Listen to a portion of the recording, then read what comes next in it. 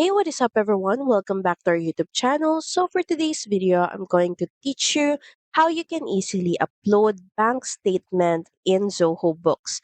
So all you have to do is head over to books.zoho.com and make sure that you're logged into your account. Next, in the left panel, navigate to Documents.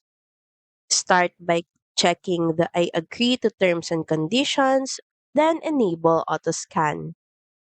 Zoho Books will then scan your existing bank statements. And from here, you can start by clicking on Choose Files to upload. You can attach from desktop or from your cloud. But in this case, we're just going to attach from our desktop. Select the specific file that you want to upload, then open it, and the document has been added. You can do the same process if you want to upload more files just by clicking on Upload, then choose the files that you want to upload.